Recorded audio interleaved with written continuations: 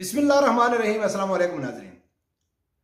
नाज़रीन, तकरीबन 24 घंटे पहले या 2 दिन पहले मैंने एक पोस्ट लगाई थी अपना फेसबुक पे कि मैंने पीटीआई के जितने भी सपोर्टर थे उनसे गारंटी मांगी थी कि आपके पास इस चीज़ की क्या गारंटी है।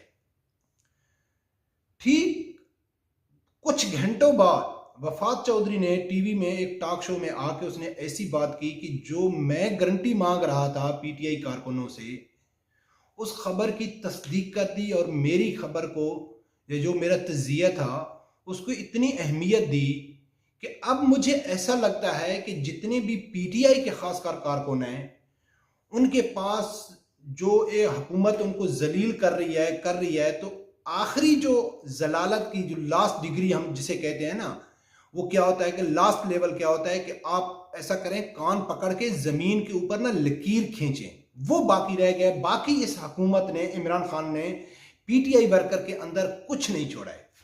सबसे पहले नाज़रीन वो देख रहे होंगे, मैंने एक पोस्ट की थी कि भाई जो पीटीआई के कारकुन हैं उनको अच्छी तरह याद होगा कि जब इमरान खान कराची में एनक्यूएम के खिलाफ बड़े बड़े जलसे करते थे और पीटीआई के लोग बला जोक दर जोक उसमें बड़े जज्बे के साथ शरीक होते थे कि हमारा कप्तान आएगा तो ये जो इंडिया के रॉ के एजेंट हैं इनको जेल में डालेगा, ये जो दहशतगर्द है ना जिन्होंने कराची का यानी कि अमन खराब किया हुआ है, इनको जेलों में डालेगा।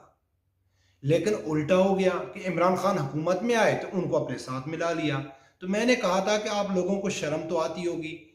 पहली तो बात है कि फेसबुक में पोस्ट थी, थोड़ा ओपन माहौल चलता है, यूट्यूब में हम ज़्यादा खुल के बात नहीं कर सकते।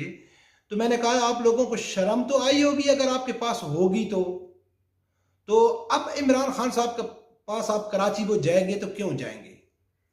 और साथ में मैंने ये कहा था कि अभी आगे आप लोगों के पास क्या गारंटियां है। आप इमरान खान साहब की गारंटी दे सकते हो कि जो आदमी एनक्यूएम से हाथ मिला सकता है, जो आदमी काफ लीग से हाथ मिला सकता है, वो नून लीग से क्यों नहीं मिला सकता।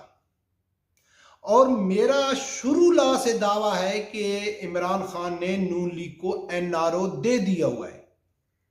कई मैं सबूत भी दे चुका हूं कि ये टीवी में आके कहता है ना मैं एनआरओ किसी को नहीं दूंगा। तो मैंने कहा था कि किसी के पास गारंटी है कि इस मौजूदा सूरत हाल में जो चल रही है तहरीक अदम एतमाद के हवाले से, अगर इमरान खान साहब की अच्छी डील होती है अपोजिशन के साथ तो वो नहीं करेंगे। तो किसी भी यूथिये के पास इस चीज की गारंटी है। कुछ घंटे ही गुजरे थे कि वफात चौधरी ने रात को एक टॉक शो में बात की। मैं चाहता हूं कि सबसे पहले वो सुने, फिर आगे बात। जरा सुन लेते हैं जी, ऑपोजिशन को क्या दे सकते हैं बदले में, जरा ऑफर सुनिए। मेरे ख्याल में वोटिंग तक जाने का जो टाइम है, 2 हफ्ते हो, 3 हफ्ते हो, या जितना भी टाइम लगेगा, उतने में जो हमारी सियासी फजा है वो इतनी मकदर हो जाएगी, उसमें इतनी तलखियां पैदा हो जाएंगी कि उससे पाकिस्तान को नुकसान होगा। सो मेरी तो राय यही है कि इसमें कुछ ऐसा हल निकालना चाहिए कि जिससे ये नो कॉन्फिडेंस जो है वो पोजीशन वापस ले, और देखते हैं उन्हें बदले में क्या दिया जा सकता है। नाजरीन, आप लोगों ने सुना है कि वफात चौधरी क्या कहता है कि जो मौजूदा सियासत जा रही है ये हमारे मुल्क के लिए अच्छी नहीं है। हम ये चाहते हैं, जब मेरी ये ख्वाहिश है कि जो अपोजिशन जमात है वो अदम तहरीक की जो चला रही है वो वापस ले ले और हमसे बात करे कि हम उसको क्या दे सकते हैं। खुला मखुल्ला टीवी में आके वफात चौधरी अपोजिशन को यानी नून लीग को, जिस नून लीग के ऊपर पीटीआई की सियासत खड़ी है, मैं कई बार कह चुका हूं कि अगर इमरान खान की तकरीर के ऊपर यह पाबंदी लग जाए, कोई आदमी ये कह दे कि इमरान खान साहब आपने जब भी कैमरे के सामने आना है तो आपने नवाज शरीफ का नाम नहीं लेना है, तो पूरी पीटीआई की सियासत ही खत्म हो जाएगी। क्योंकि इमरान खान किसी की फातखानी में भी जाता है, अवल तो वो जाता नहीं है, अगर किसी चला भी जाता है तो ये करप्ट, ये चोर, ये डाकू, मैं हरगिज ये नहीं कहता हूं कि नवाज शरीफ करप्ट नहीं है या जरदारी करप्ट नहीं है या वो अच्छे हैं, इमरान खान अच्छा नहीं है। मेरे बात करने का ये मकसद नहीं है। मेरा तो शुरू से यही मौकफ रहा है कि नून लीग, पीटीआई और पीपल पार्टी में कोई फर्क ही नहीं है। अगर इमरान खान उनसे बड़ा चोर, करप्ट, डाकू, बेईमान नहीं है तो उससे कम हरगिज नहीं है। तो मैं ये कहता हूं कि ये एक ही है।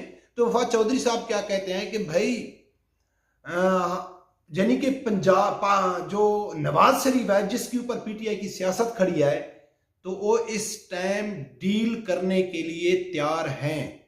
इमरान खान एनआरओ देने के लिए नहीं उनसे कह रहा है, उनसे एनआरओ मांग रहा है, मेरी कुर्सी बचा लो, मैं आपको कुछ दे सकता हूं। भाड़ में जाएं पीटीआई के सपोर्टर, भाड़ में जाए मेरी सियासत, भाड़ में जाए जो मैंने आवाम से वादे किए थे, भाड़ में जाए मेरी बॉडी लैंग्वेज। मैं जितने भी पीटीआई कारकुनों को एतमाद में लिया, उन्होंने मेरे ऊपर भरोसा किया, जाने दो जहां जाता है, मुझे मेरी कुर्सी चाहिए। यही तो हम कहते हैं कि जो टीवी में दिखाया जाता है वो हकीकत नहीं होती है।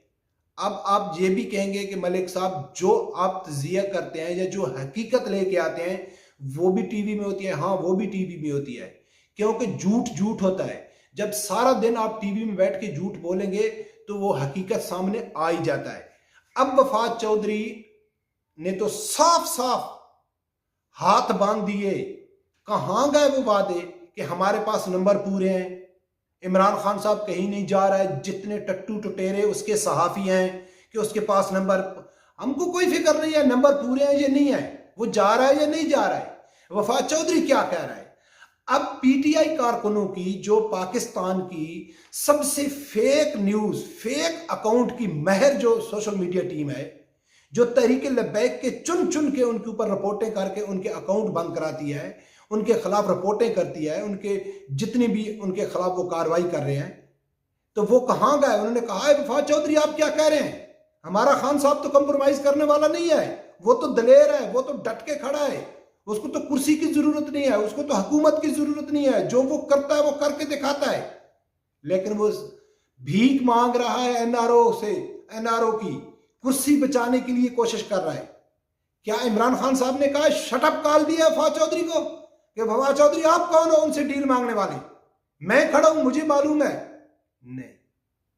फिर भी आप लोगों को समझना है।